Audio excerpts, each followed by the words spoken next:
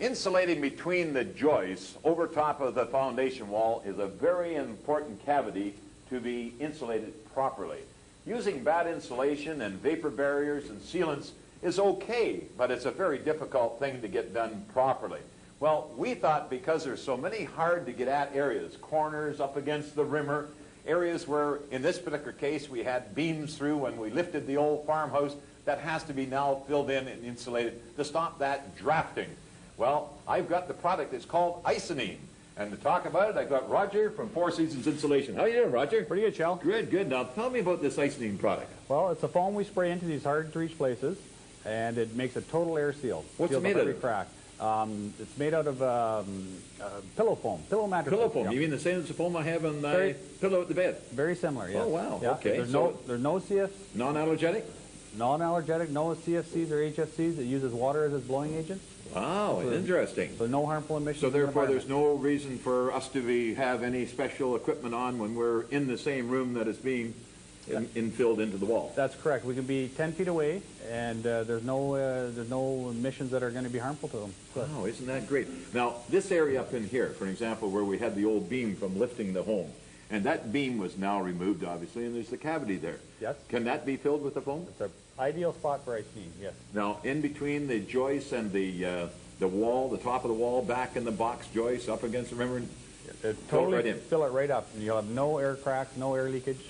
What about up on the main floor now, where we got dimensional 2x4 walls, and there's not a lot of inconsistencies in the dimensional lumber as far as centers because of the old framing membrane of the home and the new that we've added. We've got some little cavities and larger cavities. You can blow that full as well? An ideal spot for Isoning, yes. Wow, and also in the corners. Yes, yes. Great. Yep. Well, listen, I see your men are all ready to go here. One looks like Darth Vader there. We better get him in here and get going, but I presume he's all dressed like that because he's right next to the nozzle. That's correct, yes. Great. Well, let's step back and see him get at her.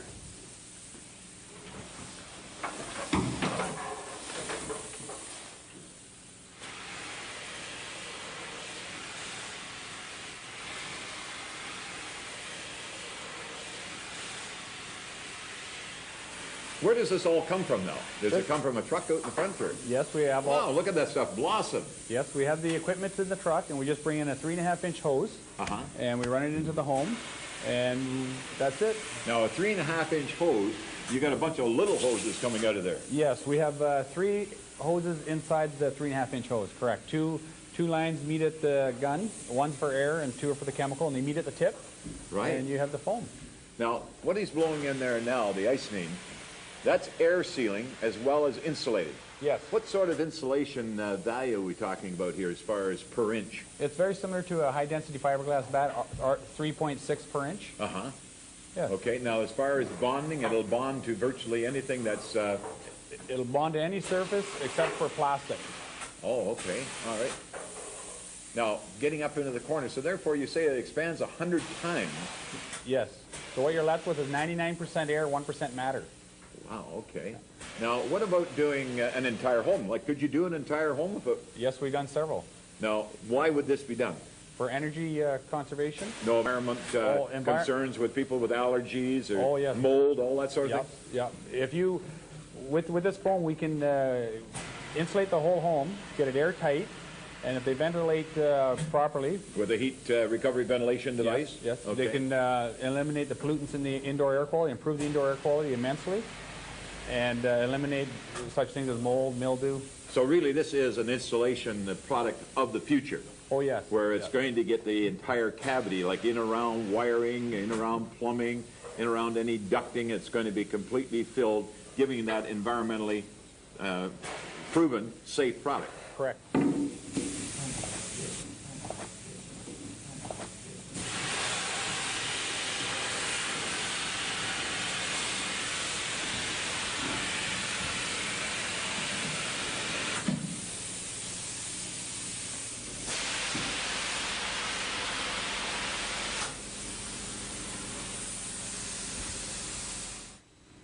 Well, Roger, I have a piece of it here that was just blown on this piece of polyethylene on the floor and expanded. And we're just going to see how easy it is to cut now. Okay. Now, I think that would be ideal if you're in the cake business. You could use that for icing and everything else. But what a wonderful product. And it's so tight And air cells are that, obviously it's going to give great insulation. Millions of air cells, Shell, and it being an open cell, it won't trap moisture. It'll allow it to drain or diffuse. And that's the most important thing to stop those air leaks. Well, I can't wait to see this all finished, because obviously there's a few corners upstairs that are really tight, areas you couldn't possibly get into with bad insulation. And those areas between the studs, irregular as all get out. So we'll get that all foamed, and then we'll be carrying on with other insulation products. But hey, I really appreciate it, and I really thank you for coming out and giving us the whole story on Icynene. You're welcome, Shell. Great product. Thank you. You bet.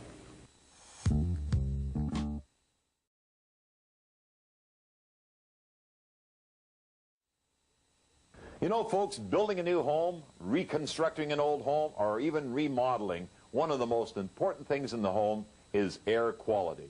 And talking about air quality, I have Mr. David Hill with me today from renovated Products. How are you doing, David? Fine, thank you, Shel. You know, it's very interesting to talk about air quality, because you know it's one of the most important things. It's life itself. It's what we breathe. Now, you manufacture heat recovery ventilation systems. Tell us the story on them. I think we're all beginning to realize that our health more and more depends upon breathing clean air. We've assumed that in our comfortable wood-framed houses that we've already had ventilation built into them. We're beginning to realize that we don't. We need an air exchange for our respiratory health. Now, when you say air exchange, on an average home, say for example this home here, by the time we develop the basement, main level, and the upper floor here, we've got about 2,100 square feet. How many times would you say, in order to have healthy air, would you replace that over a 24-hour period? Well, I'd like to look at it just slightly differently. I think we need to ventilate houses today based upon the intended occupancy. If it's 3 bedrooms, we'd have an intended occupancy of 4 people. We ventilate on that basis. To answer your question directly, we'd probably have an air exchange of maybe every 3, 4, 5 hours. I'm sure the homeowner's going to say, every 5 hours. I just heated that air, and having that heated and now sending it all outside and bringing fresh air into the home, where does the recovery, how does that work? I think it's even more dramatic when you look at it from the point of view that every human needs about 1,500 pounds, literally, of fresh air every day for their health, and that's absolute minimum rates. And that does take money to heat. An average person without any recovery would be, $30 or $40 of energy premium per year to do that. The recovery does look after that, and it takes the edge off that air and recovers some of what you would have lost. Edge. Let's show them how the edge comes off that. Let's open it up here. Now, this being the core? That being what we call the core. All right. Now, how does that all work? Air coming in? Yeah, essentially what happens is fresh air will come in through here, down through this compartment, and this is like a radiator. We have absolute 100% separation between the fresh air and the exhaust air, so there's no cross-contamination. The fresh comes in, we strip the heat from it, or add heat to it here, and this is delivered to the house at most of the way back up to room temperature, because it gained that energy from the air that we're drawing from the bathrooms that went down through opposite sections of this device. Now, you're going to have condensation forming in there somewhere. We do. It's designed to withstand that. It's a non-corrosive type of material. The moisture drains away in times when you take a shower, you have periods of high humidity in the house.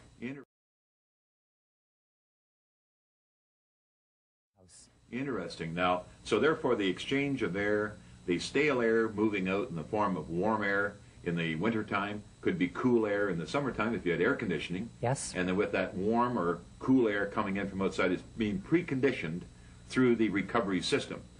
Now, controlling all this, what's controlling it? There must be a device, or is that a dehumidistat, or what is it? Good question. There's 2 basic needs for ventilation in a house. One is you need a background rate as an amount set according to the number of people who are in the house. And then in the short term, you really need to zap your bathroom, zap your kitchen at a much higher rate, because your object is to get rid of human activity, odor and moisture. That was something that a number of years ago that we did some development work on with a device that allows you to suck a small amount of air from a bathroom 24 hours a day while your central system is operating at a very low speed. But when you go into your bathroom or kitchen, you can turn on a timer.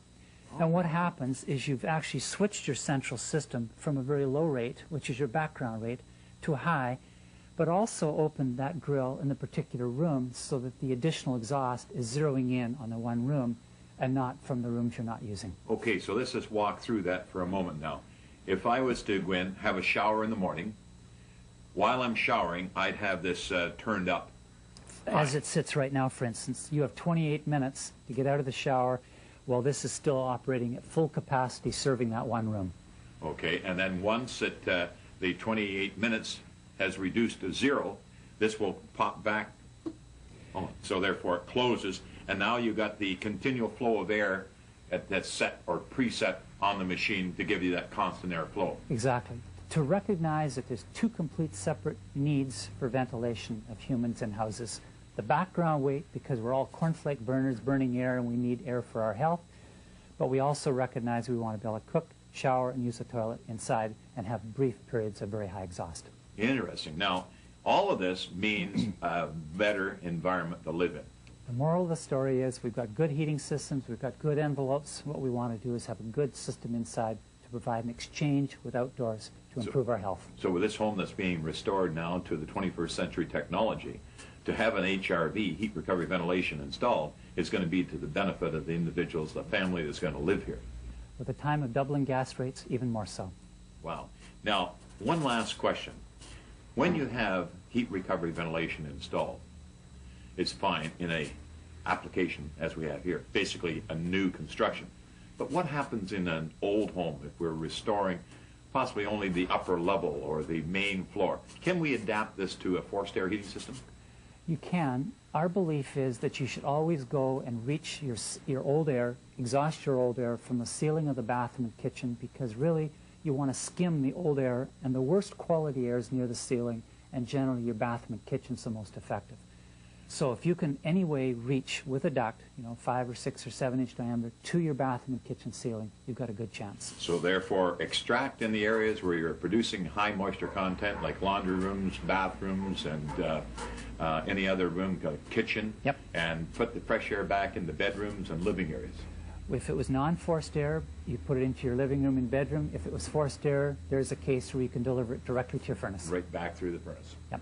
David, I'll tell you, great. I really enjoyed the whole explanation on HRV. Thank you very much for coming out and giving us this Thank you, story. Shel. Thank you.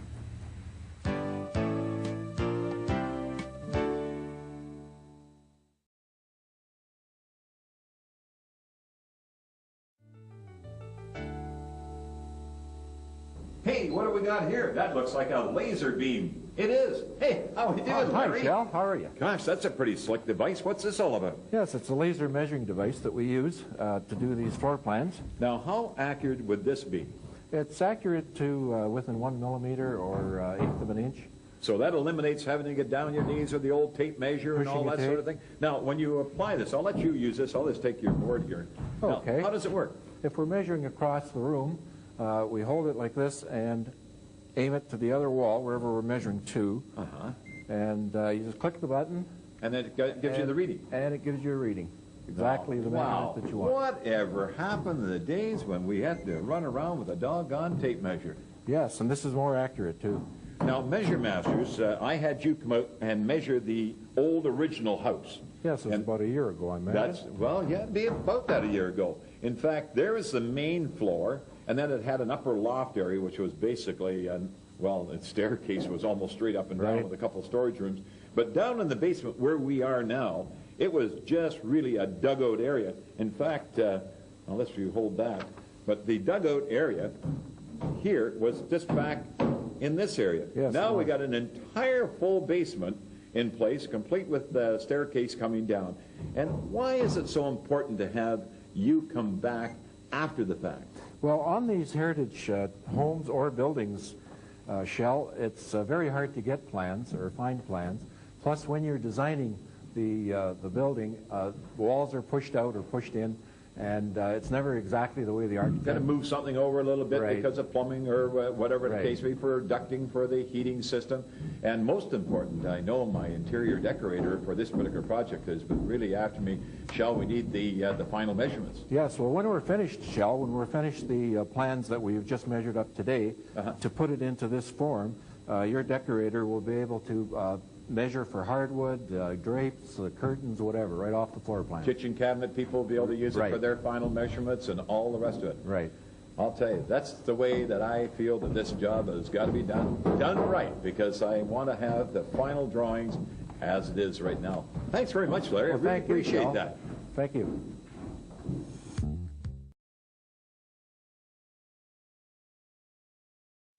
Well, to help us with the garage, I've got Dave here from the Paramount Panel Corp. How are you doing, David? Fine, thanks. That's a real mouthful, but your building is a real, well, houseful when it comes to building. Now, a garage we're building, but this particular system you can build houses with. Yeah, this is a new system of construction. We can build houses, residential or multi-unit, commercial or retail. Anywhere. Anywhere, and any size, any dimension of... So the speed is phenomenal. Well, that's the most critical point of this method of construction is the speed. Once it arrives on site, it usually takes half the time of what a conventional stick frame. Well, the garage here, we're going to put this garage up today in less than 6 hours. So it's a 20 by 22 garage. But I just wanted to kind of compare it with the old farm home here that we're restoring. It's stick built with dimensional lumber and sheeting, and now we're putting foam insulation and plywood. But in this case here, it's a complete structure, so when you're up to lockup, it's finished as far as closed in. Yeah, that's right. This comes to the site all pre-insulated. The electrical chases are pre-cut. Yeah, I see the electrical chases there. Windows and doors pre-cut. The amount of wood dimensional lumber that is needed in this kind of structure is considerably less than a typical stick frame. Well, tell me about the actual structure. I see that it's got a styrofoam. Actually, it's not styrofoam. It's a polystyrene. It's called expanded polystyrene. Uh-huh. The panels themselves, because you've got the solid core laminated between the two sheaths of OSB, you actually have like an I-beam concept. So it's a pre-stressed system. It's a pre-stressed. It's a structural panel. Now, that doesn't mean that you can get away with no lumber. You do need lumber from where you have load bearing transferred through the walls into the floor. Well, let's go through the process now. When you arrive at the site, we had our footings already in. We had the curb wall already placed, and you come in and proceeded. Go through the process. Well, we usually will get to a site, and typical to this is a mini version, but we will put the sill plates down, and that is probably one of the most time-consuming parts of the whole process. Once this is down, the walls will be just lifted right up into place. And so it's getting those sill plates into place, and then from that point of leveling, and then away up she goes. That's right. And we like to seal it the whole way up, make sure that there's no air infiltration, under the sill or around anywhere that we do have joints. We like to get an expanding foam. And that's a polyurethane foam that comes out of a can. That's right. Good stuff. Okay, and that seals it, makes it nice and tight.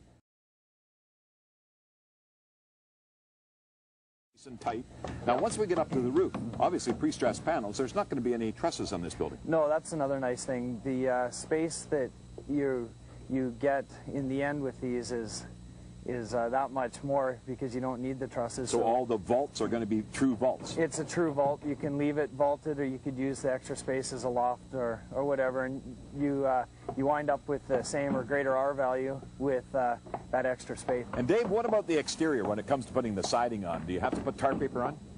Yes, we usually recommend that. So we use a 60-minute paper and then on with our siding. That's right. Great. Now, inside, when you're using this structure for building a residence, drywall, just right on over top? No requirement for a vapor barrier? No, the expanded polystyrene is rated as a vapor barrier, and the drywall then can go right up against the oriented strand board. Boy, no worries about where you're nailing at that point. Yeah, no studs to have to worry about lining up. And no up. shrinkage, because therefore there's no cracking, no settling, and nothing like that. Absolutely, no shrinkage, and that goes for the oriented strand board as well as most of the lumber that we use in the panel. We use engineered lumber as much as we can to get away from any kind of shrinkage. Now, what about the thickness of the wall? We can do just about any thickness that's called for. Okay, so let's say an R20 wall. We're looking at what thickness of it? What are we looking at here for this garage, for example? This is an R23, I believe. An R23? Yeah. Okay, and for a residence, you can go right up to what? Well, our 10-inch roof panels are rated at R40. Wow, so therefore it's going to be only, well, a system that's going to be inclusive of all areas throughout North America. That's right, as well as in other countries around the world. Not only is it good for colder climates, but it's also good for warmer climates. We have a project that we're bidding on in the United Arab Emirates. Wow. That is on a pipeline. It's camp shacks over there, and it's out in the desert. And the idea there is to actually keep it cool inside.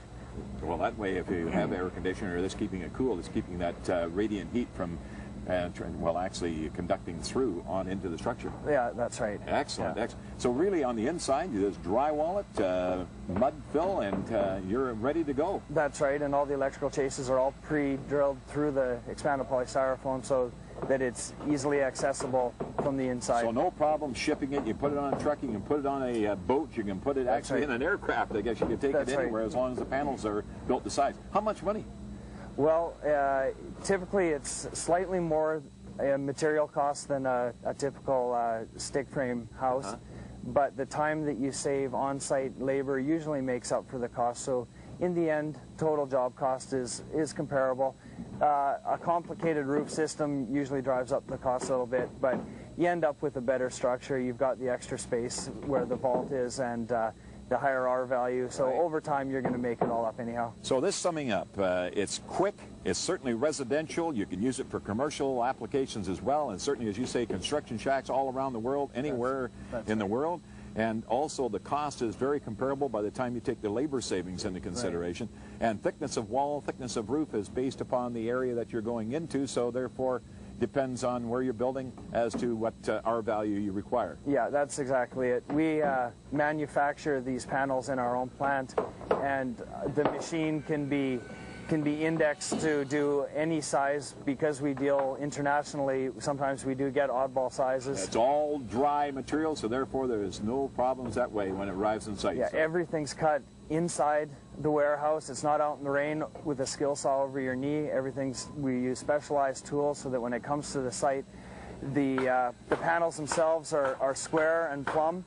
The windows and doors are cut completely square. There's no ready mistakes. to go. Ready well, to I'll tell you, it's a ready to go home, no matter where you want to build it. That's right. Dave, I really appreciate you coming Thanks. out and doing this whole project for us, and I can't wait to see it right to the top. Thanks a lot. Well, there you have it, folks. Paramount Panel System. Isn't it a great system? Think about it now. It's built in a factory where they can keep it dry, where they can keep it square, and when it arrives on a job site, it's ready to go together. All you make sure is you got that sub-sills all ready, plumb and straight and even, ready to go, and you've got an energy-efficient home. My goodness, anywhere in the countryside. I think it's a great system.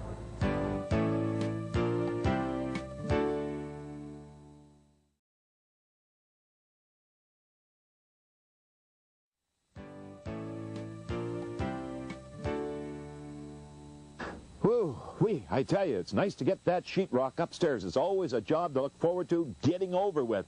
But we have the walls and ceiling all ready now. We got the fiberglass insulation in place. We got all the seams taped with the tuck tape, and we got all the draft roofing done around the windows. Now for the sheetrock board. But you know, before I do that, I do want to point out one item. I always like to insulate the walls of the bathrooms. That way, at least you got that privacy within the room. So always use those sound acoustical bats, the fiberglass bats, when you're doing that particular job.